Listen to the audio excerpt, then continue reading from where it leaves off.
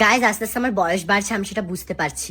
আগে যখন লোকে আমাকে একগাদা জ্ঞান দিতে আসতাম, আমি সব শুনতাম, আমি আবার রেগেও যেতাম, উল্টে আবার ওদেরকে কথাও শুনিয়ে দিতাম, আবার ঝামেলা করতাম, এনার্জি নষ্ট করতাম।